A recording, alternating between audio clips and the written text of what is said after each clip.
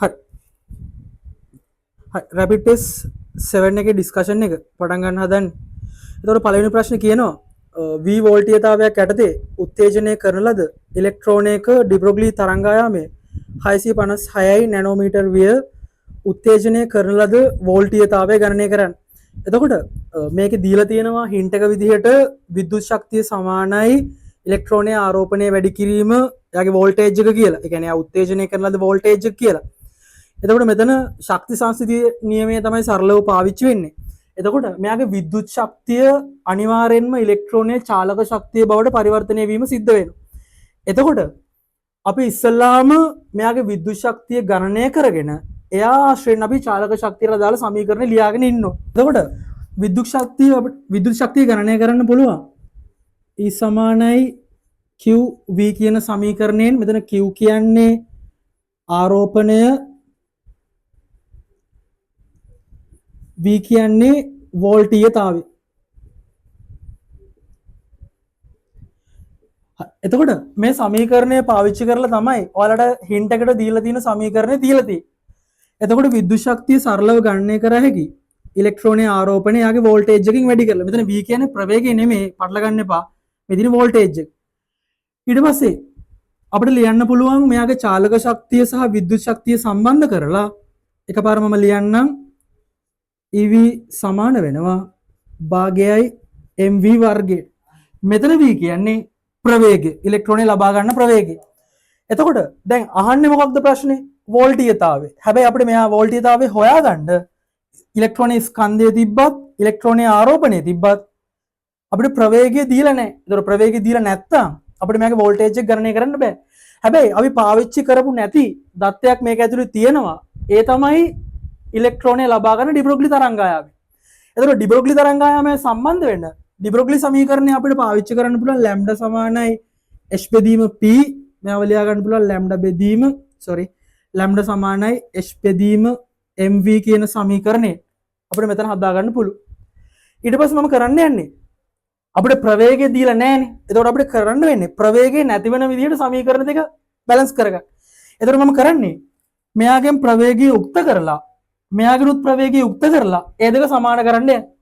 එතකොට මම මෙයාගේ මෙතන තියෙන ප්‍රවේගයේ වර්ගයෙන් හින්දා මම මෙතනත් ප්‍රවේගයේ වර්ගයට අදාළ ප්‍රකාශනය හදාගෙන ඉන්නම්. v වර්ගය මට ලියුව හැකි h වර්ග බෙදීම m වර්ග ලැම්ඩා වර්ග කිය. හරිද? එතනින් පස්සේ අපි කෙලින්ම මෙයාගේ v වර්ගය උක්ත කරගත්ත හැකි. එතකොට මෙයාගේ v වර්ගය එනවා 2ක් ev බෙදීම m කිය. හරිද? පටල ගන්න එපා. මෙතන v කියන්නේ වෝල්ටේජ් එක, මෙතන v කියන්නේ ප්‍රවේගය. මෙතන v කියන්නේ ප්‍රවේගය. එතකොට අපි ප්‍රවේගයේ වර්ගයට අදාළව සම්බන්ධතා දෙකක් හදාගෙන තියෙන්නේ. එතකොට ඒ දෙන්න සමාන කිරීමට ලක් කරන්න පුළුවන් 2ක් ev බෙදීම m සමාන වෙනවා h වර්ග බෙදීම m වර්ග ලැම්ඩා වර්ග. ඔන්න අපිට වෝල්ටේජ් එක විතරක් ඉන්න සමීකරණයක් හම්බුනේ. එතනින් පස්සේ සාමාන්‍ය විදිහට සුළු කිරීම සිද්ධ කරන්න මම වෝල්ටේජ් එක උක්ත කරන්නම්. මෙතන ඕන ස්කන්ධය mm කපලා දාන්න පුළුවන්. v උක්ත කරගත්තට පස්සේ මට එනවා සමීකරණය v සමානයි h වර්ග බෙදීම 2ක් em වතාවක් ලැම්ඩා වර්ග. ඔන්න v උක්ත කරගත්තා. v සමානයි h වර්ග බෙදීම 2ක් em ලැම්ඩා වර්ග. v සමානයි 6.624යි 10^34යි ජූල් තප්පර එයාගේ වර්ගය බෙදනවා 2 වැඩි කිරීම ඉලෙක්ට්‍රෝනයේ ආරෝපණය 1.6.2යි 10^19යි කූලෝම්. ඉලෙක්ට්‍රෝනයේ ස්කන්ධය දීලා තියෙනවා 9.1.7යි 10^31යි වැඩි කරනවා ලැම්ඩා වර්ගය 656යි නැනෝමීටර් මීටර කරා 10^9යි එතන වර්ගය කර අපි වෝල්ටීයතාවයට අදාළ ප්‍රකාශනය හදාගත්ත සමීකරණය. එතනින් පස්සේ ආදේශ කරගෙන යන්න තියෙන්නේ ප්ලාන්ක් නියතිය දීලා තියෙනවා, ඉලෙක්ට්‍රෝනයේ ආරෝපණය දීලා තියෙනවා, ඉලෙක්ට්‍රෝන ස්කන්ධය දීලා තියෙනවා, ඩිබ්‍රොග්ලි තරංගායාමය දීලා තියෙනවා. එතනින් පස්සේ ආදේශ කරලා සරල පොඩි සුළු කිරීමක් තියෙනවා. මේ සුළු කිරීම සිද්ධ කරලා උත්තරේ එනවා වෝල්ට් වලින්. හරි. දෙවෙනි ප්‍රශ්න කියනවා A හා B යනු එකම ආවර්තයක එකම ගොනුවකට අයත් නමුත් භෞතිකව අවස්ථාව වෙනස් මූලද්‍රව්‍ය දෙකකි. එම මූලද්‍රව්‍ය එක් වී සෑදෙන සංයෝග දෙකක් සහ අයනයක ලොවිස් ව්‍යුව පහත පරිදි වේ. මේක නම් අමාරු ප්‍රශ්නයක් නෙමෙයි. මම පළවෙනි ප්‍රශ්නේ අමාරු වින්ද තමයි දෙවෙනි ප්‍රශ්නේ ලේසි එකක් දැම්මේ. එතකොට මේක දැක්ක ගමන් ඕන කෙනෙක්ට කියන්න පුළුවන් මේ AB මූලද්‍රව්‍ය දෙක කවුද කියලා. එකම ආවර්තයේ තියෙන හැබැයි භෞතික අවස්ථා වෙනස්. බලන්න මෙතන A කියන එක්කෙනා බන්ධන 4ක් හදලා තියෙනවා. දෙවෙනි අවස්ථාවේදී A කියන එක්කෙනා බන්ධන 3ක් හදලා තියෙනවා. තුන්වෙනි අවස්ථාවේදී ඇනායනයේ තියෙන්නේ A කියන එක්කෙනා බන්ධන 4ක් හදලා තියෙනවා. එතකොට මෙතන සංයුතාවය 4 වෙච්ච ගමන් තේරෙන්න ඕනේ. මේ අනිවාර්යයෙන්ම දෙවෙනි ආවර්තයේ කෙනෙක් අනිවාර්යෙන් කාබන් වෙන්න ඕනේ. එතකොට මේ තියෙන්නේ A සහ B අනිවාර්යෙන් කාබන් සහ ඔක්සිජන්. එතකොට සිම්පල් A වෙන්නේ දැක ගමන් කියන්න පුළුවන් CO2 තමයි සිම්පල් A වෙන්නේ. සිම්පල් B වෙන්නේ CO කාබන් මොනොක්සයිඩ්. C වෙන්නේ CO3 2- කාබනේට් අයනය තමයි තියෙන්නේ.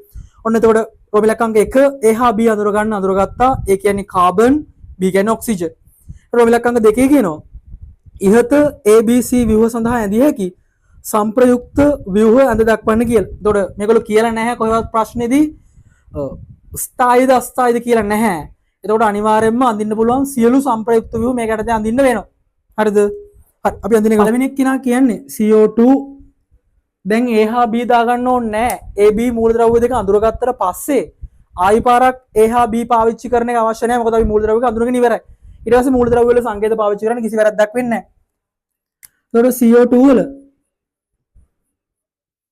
ස්ථායිම ව්‍යුහය වෙන්නේ මෙයාට දාලා තව සංප්‍රයුක්ත ව්‍යුහ දෙකක් ඇඳ හැකි. මේ ෆයි බන්ධනේ මේ පැත්තට කඩලා දාලා එතකොට ඔක්සිජන්ට ධනාරෝපණයක් එනවා. මෙතන ඔක්සිජන්ට ඍණාරෝපණයක් එනවා. මෙයාට දාලා තව සංප්‍රයුක්ත ව්‍යුහයක් ඇඳ හැකි. මේ ඩබල් බොන්ඩ් එකකින් ෆයි බන්ධනේ මේ පැත්තට කඩලා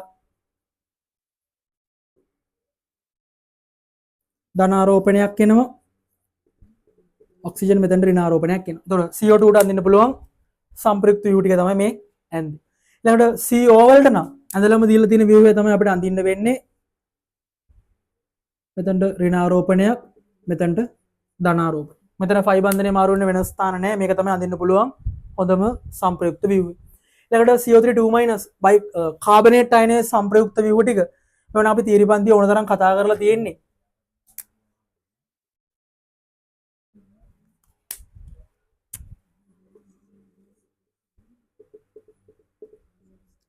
ඍණාරෝපණය දෙක මෙතෙන්ට දාලා අඳිමු. ඊට පස්සේ සාමාන්‍ය විදිහට ෆයි බන්ධන දෙක මාරු කරලා අඳින්න. ඩබල් බොන්ඩ් එකම මෙතෙන්ට දාලා අඳිනවා. ඍණ තව සංප්‍රයුක්ත ව්‍යුහයක් ඇඳ හැකි. මෙතන ඩබල් බොන්ඩ් එක දාලා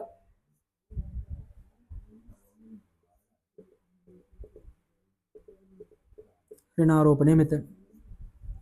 ඕක තමයි අඳින්න පුළුවන් සංප්‍රයුක්ත ව්‍යුහ තුන මෙයාට දාලා. ඊට පස්සේ C අණුවේ සංප්‍රයුක්ත මුහු මැද දක්වන්න කියලා කියනවා. C කියන්නේ මේ කාබනේට් අයනේ. මේ ජනප්‍රිය ප්‍රශ්නයක් මේ කාබනේට් අයනේ සංප්‍රයුක්ත මුහු මැදින එක. අපි ඇදලා ගමු.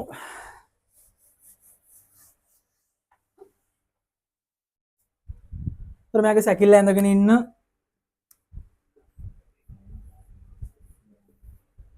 CO ෆයි බන්ධනය තමයි ඔක්සිජන් එක මාරු වෙලා ගිය තුන් දෙනා වටාම. එතකොට අපි ඒක කඩිරි වලින් දක්වනවා.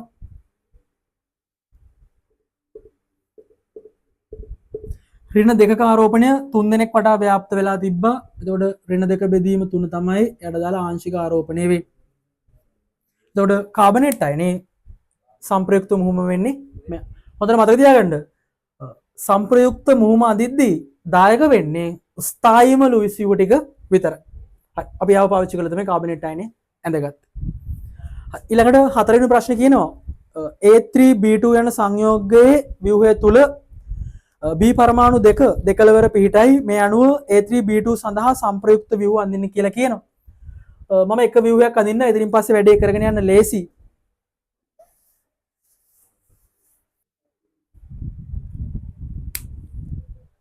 C3O2 කියන එක්කෙනා. එතකොට මේගොල්ලෝ කියන ඔක්සිජන් පරමාණු දෙක දෙපැත්තේ පිහිටන්නේ කියලා. තොර කාබන් පරමාණු දෙකක් කාබන් පරමාණු 3ක් පිහිටනවා දෙපැත්තෙන් මැද්දෙන් තමයි අඳින්න පුළුවන් ස්ථායිම ලුයිස් ව්‍යුහ.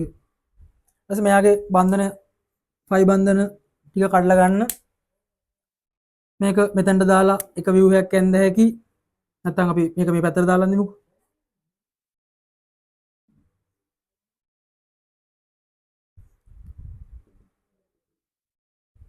ධනාරෝපණයක් එනවා.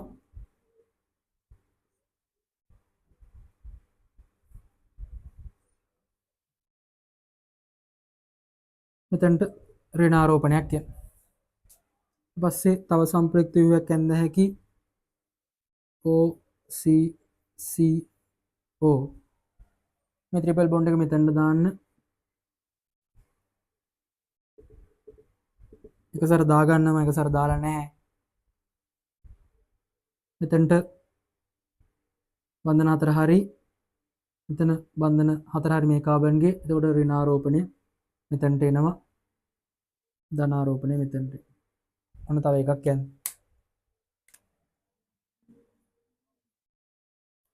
හරිද? ඊට පස්සේ අපිට මේක අඳින්න පුළුවන් මේ ඩබල් බොන්ඩ් එක මේ පැත්තට දාලා ඔක්සිජන් ඍණාරෝපණය විදිහට සෙට් කරන්න පුළුවන්.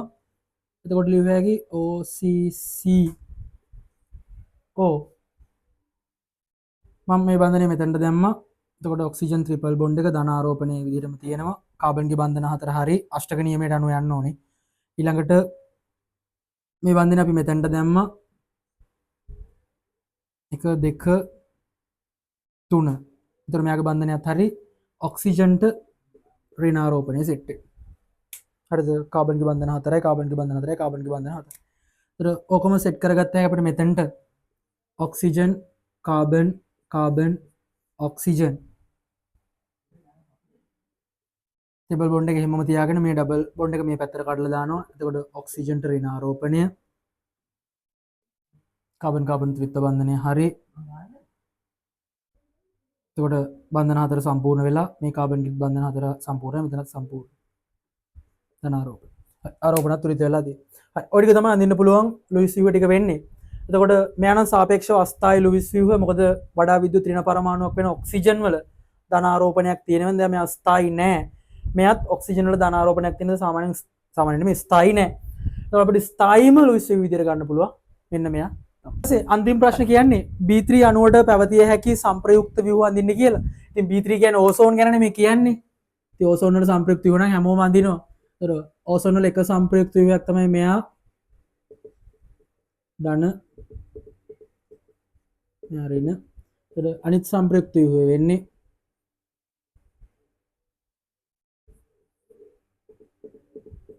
ඍණ. එතන ධනාරෝපණය එනවා. ඔච්චරයි අඳින්න පුළුවන් ඕසෝන්ට අදාළව සංප්‍රයුක්ත ව්‍යුහ. හරිද? හරි. එතකොට අපි රැපිඩ් ටෙස්ට් 7 එකට අදාළව ඔන්න ප්‍රශ්න සියල්ල සාකච්ඡා කරලා ඉවර කරමු.